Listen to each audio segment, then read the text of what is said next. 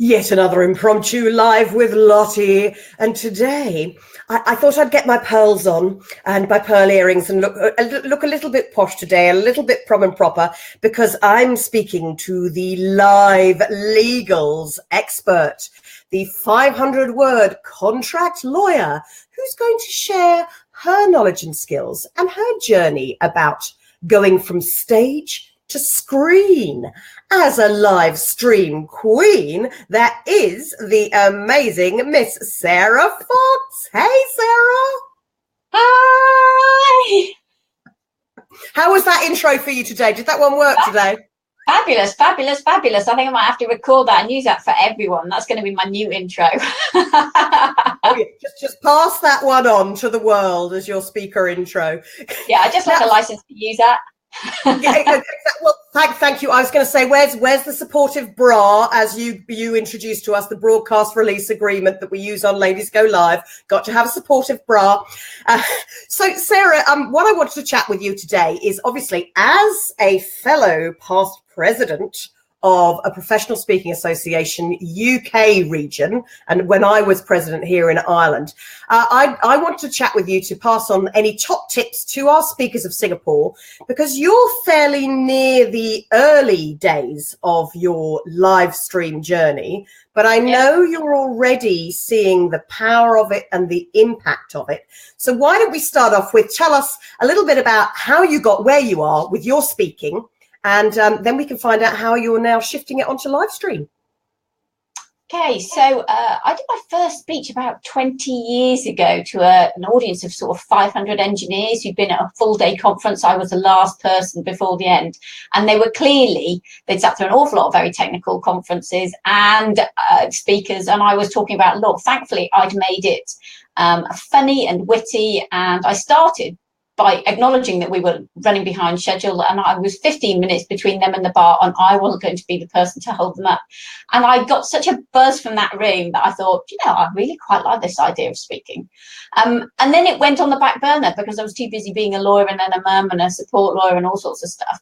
But I did a lot of training, and I liked being in the front of an audience and answering questions and being able to give them confidence in something that they use every day. So these contracts that they use every day. So speaking became part of my business from that point of view, and then trying to find a topic that would make sense to a wider audience. Because what I do, construction contract law, is so niche that there aren't huge audiences, people out there waiting to hear what I've got to say. So looking at contracts, clarity, turning things into 500 words. That's where it all started from. But most people don't believe you can do it in 500 words. So being a speaker is really useful as a way of giving me credibility, because, you know, a lot of people don't actually think you can do it. So for me, it's about showing that there is another way to do law that's maybe not the kind of slick corporate law that people associate with lawyers and contracts.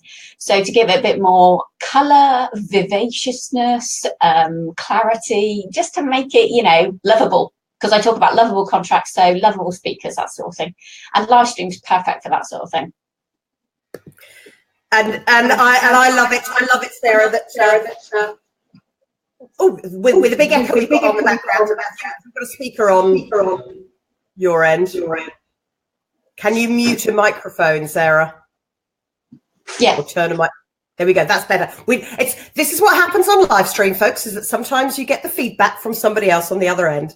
But this is all part and parcel of it. It's how you cope with it as you go along.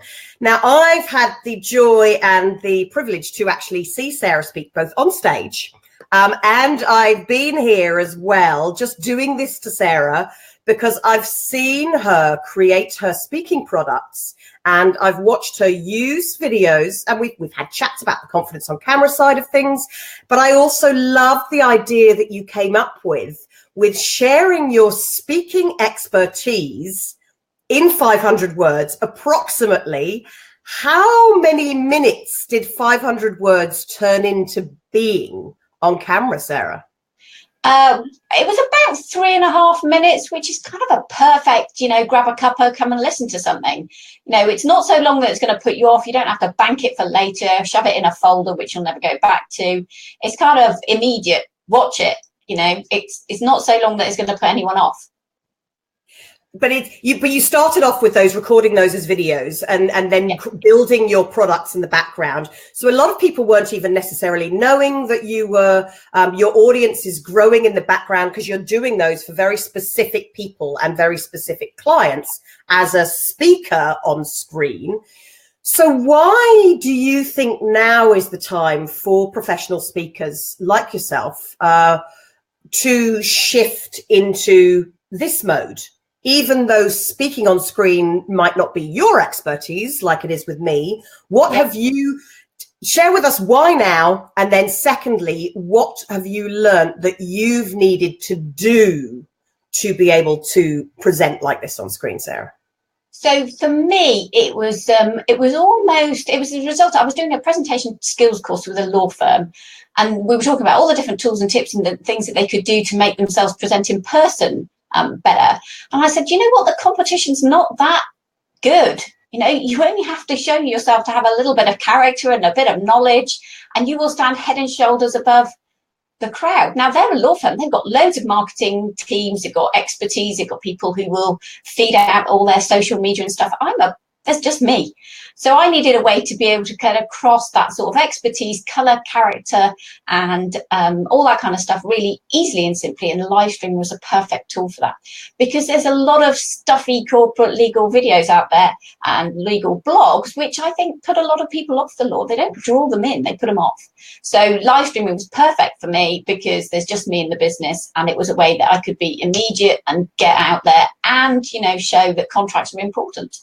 And the second question, you said, what do I need to do? Well, first of all, you gave me some fabulous coaching, so thank you for that, Lottie. You gave me a confidence that I was watchable, confidence that it didn't really matter if there was the odd problem, confidence that if there was a little bit of feedback, it wouldn't matter, you know, getting the confidence just to go live. And then I did the Ladies Go Live 30-day challenge. I'm 2/3 of the way through, so every single day I've live streamed about something on a variety of different platforms, because I was trying to test which ones would work. And the last one I chose was LinkedIn, because it was the last one. I know you can't really go live, but you can put video up there. It was the last one I thought, if I get this wrong, my professional reputation's at stake more than on Twitter and on Facebook and on my Facebook page. So, but I loved it. And I got feedback, and I was getting queries and questions from people who'd been following me or connected with me for ages, but hadn't really understood quite what I did. So it's been a very, you know, positive tool. I haven't really bought any more kit yet. I know I've got a list of things that I might get in the future. I haven't got any special platforms. I'm just testing to see whether it works. And so far, the answer is a very positive yes, it does. I love the fact that you brought up the LinkedIn side of things, Sarah, and that you left that till a bit later, once you'd got the confidence to be doing this and chatting here. And I know that I actually heard the feedback from you that you had from LinkedIn, and I'm like, yay, because you totally deserve it. Because I think the style that how you did start, if you don't mind me sharing, Sarah, that there was a little bit of nerves, and the whole setup was a little bit different, and the lighting was a little bit different, but it hasn't taken much for you to have a much more professional look for your videos and your live streams, has it?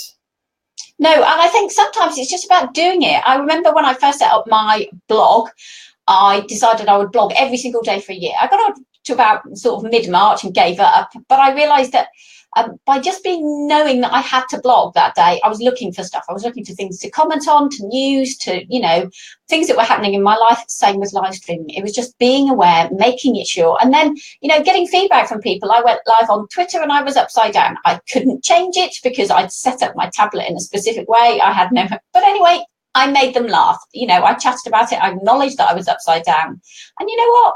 It doesn't really matter, because kind of it's all fairly disposable. So it's about catching someone on the right day at the right time. And if they're drawn in by what you do, that's great. If they're not, well, you've got another chance another day. Yeah, and I think, but when you say that it is all disposable. That's what people worry about is, oh my gosh, it's up on social media. You can get rid of it if you want to, but funnily enough, as you get further and further and further down the track, especially for me, is the niche in my area, the confidence on camera coaching and live stream coaching, is that actually by leaving the mistakes there, you can show those as demonstrations for other people you're working with. Yeah. Look, this is what I did at the beginning. I leave it there as a reminder to where I am now, and that it can be that fast, it can be that easy to simply get up and go live. Yeah. But as Krishna Day said, she said, some people, though, you can go live, but should you? You need to have a reason. So, Sarah, what I'd love for you now is to give us a couple of tips from your very niche expertise as the 500-word contract lawyer. And you'll find Sarah, by the way, let me just get rid of our names here. You'll find her at 500-word lawyer on Twitter. You'll also be able to find Sarah on Facebook at 500 words. And of course, you'll be able to find Sarah with all of the links to everywhere you can see her at 500words.co.uk. And if you've got any comments or questions for Sarah about LiveLegals, pop them down below. I know, Sarah, as we were chatting with Chocolate Johnny the other day, this I didn't publicize because it's an impromptu link in for the Asian speakers, the professional speakers of Singapore and your convention here. So we might not have anybody watching, but it doesn't matter to us, Sarah, does it? We don't care. We can still have a chat. We don't care. So Sarah, the thing I wanted you to share with your website list up there, thinking of some top tips for speakers who are in a, like you and like I am as well, in a very niche area. What do you think is the power within a niche, and what are your LiveLegals, your 500-word contract lawyer expertise, legal #1 tip for speakers going live? Oh, I suppose the #1 tip for all speakers going live is to make sure that you are following the terms of service of the platform you're using, and that you're not just using one platform. Like Chocolate Johnny said, he said, you don't own that. You don't have the ability to save anything that you've saved to a specific platform unless you download it and put it on another platform. So make sure that you have retain ownership of all the live streams you do. This is your intellectual property. It's the only thing you've got as a speaker, trainer, coach. You have to make sure that you protect it. So if you're going live with another person, you've got to decide who gets a license to use that interview. So that's what a broadcast release agreement does. It explains who can use it, who's got the rights in it, who owns the IP, because intellectual property is what we have as speakers. So it's really important that you know who owns it, know who can use it, know who can exploit it for commercial ends, and follow the terms of service of whatever platform you're using. So that's my #1 top tip legal. Love it, love it, love it. And there's me. As always, with these conversations I'm having with people, I'm down here jotting down all the notes, because you're always learning, folks. And that tip you just said about that, know who owns it, and also thinking about the agreement that you come to, the supportive bra, as we talk about at Ladies Go Live. You were saying to me that it doesn't have to be. I've seen broadcast releases from people asking me to speak that are pages and pages and pages long. And I'm going, I'm only appearing on your show for 10, 15 minutes or for a half-hour show. Do we really need this? But you gave me a Facebook Messenger tip that was an absolute gem. So if you're happy to share that one, Sarah, it would be brilliant. I don't actually remember what my Facebook Messenger tip was. I think, Sarah, it was the fact that you don't, and I want to get you to repeat this in your words, but you said to me, Lottie, you don't have to do a full page release. You can do a much shorter, but it's the fact that it's written down somewhere. Yeah. Okay. So any contract can exist, whether it's written and recorded on paper, in an email, on a tablet, on a text, on a messenger. It doesn't really matter the format that you put it into. You need some sort of durable record of what you've agreed. It doesn't need to be long. You could video what you expect your interviewees to do and get them to reply. Just say, yes, they're happy with all those rules. That's fine. You can use all sorts of different digital ways of creating contracts. But the only thing you should do is just make it simple enough that they'll read it, because if they don't read it, you're really not helping yourself, and you're not acting in a way which is fair and collaborative with your interviewee. And they're sharing their expertise, they're giving their time to you. You should do something for them in return by collaborating with them rather than just exploiting them. Totally agree. So on that note, Sarah, the kind of example of that would be, now, Sarah, you've agreed to come on Live with Lottie with me today. So if we can get a recorded version here of our supportive bra, our broadcast release agreement, that, Sarah, you are happy for both you and I to be able to share this out publicly across social media, yes? Yes. You haven't said yes yet, so I get a yes from Sarah there. And that we can both, if you would like a copy, you're more than welcome. I will be downloading this. We both agree that we can positively, with positive language, share the show and re-edit for future use for our paid members, public members, and for our public shows as well. Are you happy with that, Sarah? I'm happy with that. Fantastic. And of course, the last thing that we both agree to do is that we agree to give full credit. So I will always, with everything, that's why, folks, a lot of the time I use these lower thirds here so that people can see that Sarah is my guest here live with Lottie. And I always like to use things like show she's at 500 Word Lawyer on Twitter, and that this is Sarah Fox speaking with me here. And that you can contact her at 500words.co.uk. So that's the kind of thing that would work for an agreement for future, wouldn't it, Sarah? Of course it would, because you don't need it to be in that sort of old-fashioned form. You don't need to make it put someone off. You should use a contract that draws them in and gets them to say yes. And that's a perfect example of just using whatever medium you've got that you're already using to create an agreement. And to make it, it doesn't need to be written by a lawyer. No, Lottie didn't use those jargon and stuff. Of the visual impact of our I can't even think of the words because they're far too complicated. No, you're right. And I went to a live stream with Mitch Jackson, who's a really good, he's called the live streaming lawyer in the US, and he was talking with Jerry Vitale about live streaming agreements. But every time he started thinking about wording, he would go into legal mode, and it was coming out in sort of these sort of slightly strangulated legal terms that lawyers are so inherently use, and they're just find it difficult to get rid of. But actually, Lottie, you know what you're doing. You know what you want to say. I know what you mean. It doesn't really matter what sort of terminology you use. It's much better that we both understand it than we kind of try and screw it into that sort of commercial speak legalese thing that everyone falls into every time they think contract. And the last thing, which and we promise not to slag each other off, as they say in certain places in the UK. We're going to be polite about each other in future with all of these shows as well.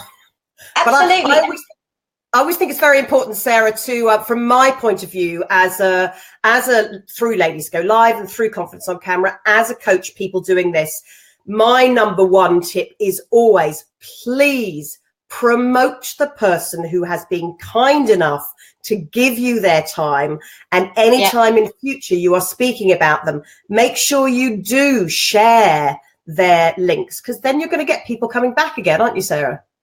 Yeah, and you know, you should give credit for things that you've understood, for ideas that you've picked up, for somebody who's trained you and given you confidence that you didn't have before. Give them credit, because that sort of collaborative approach makes the world go round. It makes business easier. It makes business more fun. It makes it much easier to do this kind of thing for others. Because when somebody promotes you, then you want to promote them, and the whole thing creates a virtuous circle. The virtuous circle. And on that note, because it's also, as a fellow past president of a PSA region, Sarah, which region was yours again? Northwest. So we're based in Manchester. We currently meet in Lymm. Currently meet in Lymm. So if you're in the Northwest, then check with Sarah on Facebook where they meet. Because you normally, when do you normally have your meetings in the Northwest of England, Sarah? It's either Tuesday or Wednesday evening. So we don't tend to meet at weekends, but Tuesday or Wednesday evenings were the most popular. So we're meeting, in fact, on Wednesday this week in Lymm in Cheshire. And if you're watching this, that's mid-April. I think it's the third or fourth Wednesday that normally you get to meet up at PSA Northwest in Manchester in the UK. And by the way, they're a lovely, really, really friendly group. So if you are traveling from Asia over to the UK, go and check out the psa.co.uk regions, and you'll find out when the Northwest meet, and you'll find out when PSA Ireland meet as well. we're friendly. We like you to come and visit us. Yeah, we do too. Yeah, exactly. It's always lovely. And actually, the key point is that I wanted to make is it is part of the Professional Speaking Association and the Global Speakers Federation and the National Speakers Association, all the associations around the world. It is part of our rules and ethos that we give credit where credit is due. And a great line I was given by mates in when it was National Speakers Association Australia, when Rob Salisbury, who helped set up the Asian speakers in Singapore, was talking about, as my good friend Sarah Fox always says, contracts can be simple. But that's a great line. As my good friend so-and-so always says. It's a nice way of giving credit where credit's due. Yeah. So, Sarah, any last little golden gems for the speakers of Singapore? Let me just put you on screen, and then you can do a big wave to the speakers of Asia. I will do. Now, this came from something I read just this morning. I'm reading David Attenborough's books about starting as a naturalist on television. He was talking about the fact that he was first involved at the advent of television, and television at the time was all live. It wasn't pre-recorded. They didn't have the ability to record until the mid-1950s. So in 1936, when he first got involved, it was live, and people watched because they liked the fluffing up, because they liked the naturalness of it, because they liked the immediacy of knowing that somebody somewhere was on the other end of a camera doing it live, not pre-recorded, not slick, not edited, not any of those things. And live stream gives us that ability to go back 100 years almost to the advent of TV and connect with an audience in a way that slick corporate videos can't do. So get out there, be live, show your expertise to people who want to work with you, because if you're in a niche like construction contracts, you won't be surprised to know that everyone expects me to be rather received pronunciation boring and maybe a little bit more upper class or whatever than I actually am. So it's a fabulous opportunity to show your character, your expertise, and to connect with an audience, because there's billions of people out there who can connect with you at the click of a button. And a big wave, Sarah. Oh, hi! Asian Speakers of Singapore have a fabulous conference. Right, and Sarah, by the way, if you get to go live, do a shout out to them and say enjoy the convention. They actually call it a convention, sorry, not a conference. On the 11th and 12th of May, do a shout out with all of your team to them. Would be brilliant, because we'll try and get more PSA UK and Ireland people sharing the support, sharing the love. Yeah, absolutely. Sarah, thank you for jumping in for a mini show with me today that we'll be sharing with all of you Asian speakers after the convention on the 11th and 12th of May. If you haven't got your tickets, go and get them now. And Sarah, from the building sites of the Northwest to the small screens everywhere in the world, thank you for being our 500-word contract lawyer and LIVELegals expert. You're welcome. Thanks, Sarah, and see you all soon, folks. Hi, Jen. Bye, Jen. Bye, Jen. See ya. Bye.